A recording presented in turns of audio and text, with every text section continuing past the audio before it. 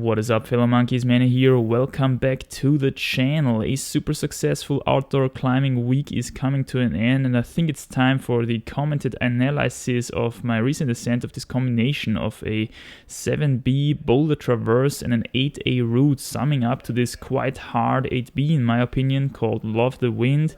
And in case you're interested in the uncut ascent video that I posted recently, I will try to link it here in the upper right corner. Anyway, since the style of these bouldery power endurance single parts is pretty much transformed into endurance and power endurance when you combine them, I thought it would make sense to focus on the aspects of pump management and its connection with breathing. And this is also actually quite highly requested by the Patreon tribe and the comment section. So I would say let's get into it. Now, a while ago, I invented a handy tool for this purpose, actually, the pumpometer. It's already patented, so don't try to steal anything here, which at any given time shows the severity of the pump in either the right or the left hand, actually in both hands at the same time, both forearms at the same time, so it's quite revolutionary to say the least. So without further ado, let's jump right into it. Let's try to learn something from this.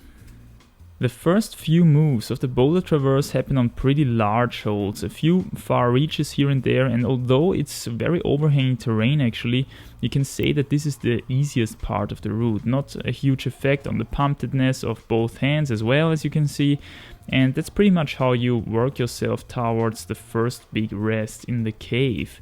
So as soon as I reach this rest, I basically try to get rid of the pump which has accumulated. In order to do so, I start breathing in slower and deeper strikes.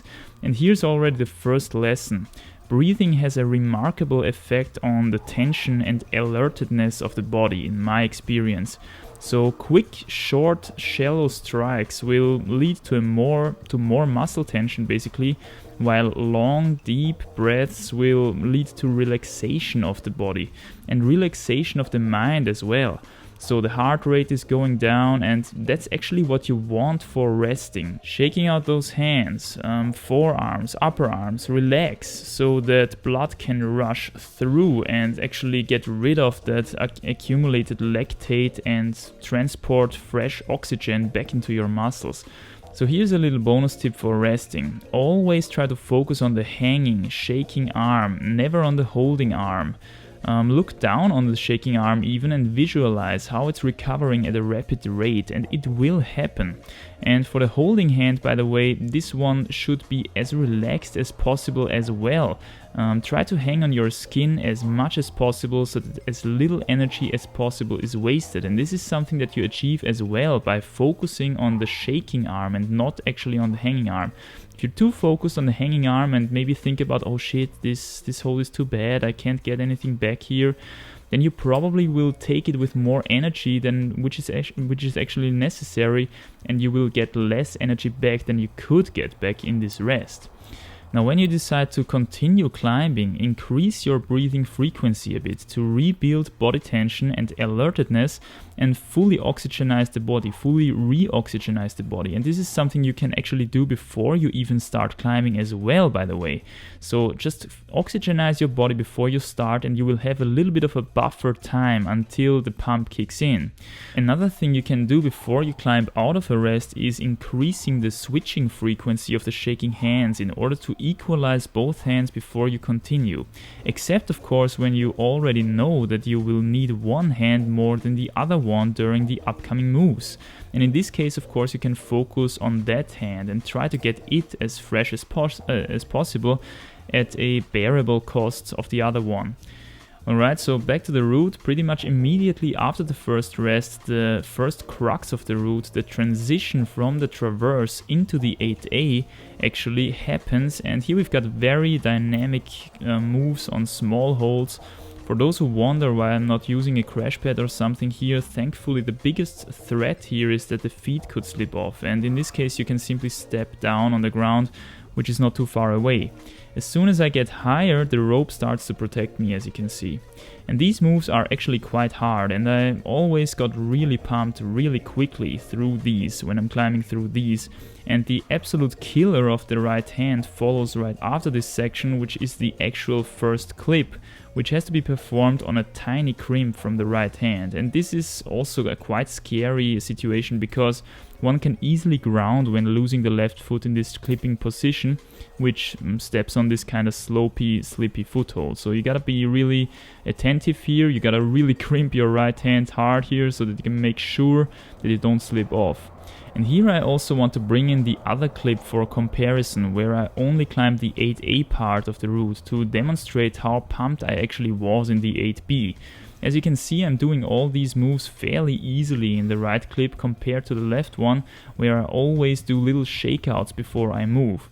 Now this is another very effective strategy for fighting a pump. Little shakeouts in between moves. This is of course only possible when holds and strength allow such a behavior, but if you can't do it, you should definitely try it. And now I'm approaching the red point crux of the 8B connection. 2 moves onto this bad open edge pinch there with my right hand, and from this one into a better slot with my left hand. And look how much reserves I still have in the right clip. Look at my right arm especially, and how it's flaring out in the left clip. I was pumped as hell there. And I was super close to the falling here actually. And here comes another tip: when you reach a more or less good resting position, wait a bit with the clipping. Focus on reducing the pump first. You can always clip later during the shakeout process. Most people instantly clip because they don't like that feeling of being above the last clipped bolt for a longer time. And here comes the major difference between the 8A and the 8B. In the 8A, as you can see, you don't even rest there, because these holds are actually quite bad, and the 8A crux follows right afterwards. So you don't want to waste lots of energy in that position. That's why in the 8A, I keep on climbing instantly on the right side, as you can see, without resting at all, cruising through the 8A crux to the top in a more or less power endurance style. And this ascent only took me 2 minutes 20 or something, by the way. In contrast to the 8B, where as soon as I got there for the first time, I realized that I would never be able to climb through that 8A crux with this insane pump. So I had to basically rest on these bad holds. And here again, I focused on my breathing, big deep strikes to get my body to relax, get that lactate out of my forearms and that oxygen back in. And focusing always on the shaking hand, relaxing the holding hand as much as possible, relaxing the shaking hand as well of course, and hanging on the skin as much as possible. And here I actually also thought about which hand I would need the most during the upcoming crux of the 8A actually. And I figured out that it was the right hand. That's why I dedicated the last shakeout here, as you can see, to the right hand. And before I basically kept on climbing. And as you can see, I couldn't really reduce the pump a lot during all that time shaking out, because that rest was actually so bad. However, I was lucky enough to stick the 8A crux anyways, completely pumped, and that was actually a really cool feeling, I gotta say. By the way, this 8B ascent took me about 6 minutes, so almost 3 times as much as the 8A alone, mainly due to all that resting of course.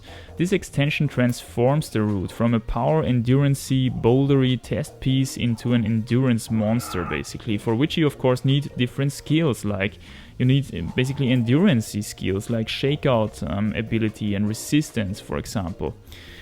To conclude, here are some lessons when it comes to using breathing to your advantage, especially in connection with pump management and that stuff. Use big, deep strikes and a lower breathing frequency to calm down body and mind. Relax for optimal oxygenization of the body, and this is especially true for rests. Here you have to do this. And this also helps, by the way, to fight all kinds of fears, like fear of failure and fear of falling. And it will greatly help in reducing shakiness. Another one would be, before starting to climb again, increase breathing and shake out frequency to regain alertness and tension in the body and equalize both hands in freshness. While climbing, try to keep up constant breathing as long as possible. Try to not forget about it and keep holding your breath to a minimum, like for example the crux moves or something. You gotta do a couple of hard moves back to back, no problem. Try incorporating little shakeouts in between those moves to get at least something back, some energy back. And remember, if you can spare a little bit of pump on every single move, this will make a huge difference after 10 or 20 moves. You reach the resting position, good on you. Calm down your body first and do the clipping afterwards while shaking out. It's much more efficient. Alright my friends, that's already it for this analysis. As always, I hope you've got something from it. Don't forget to drop some likes and opinions if you did, and thank you for your attention. I'll see you guys in the next one. Bye.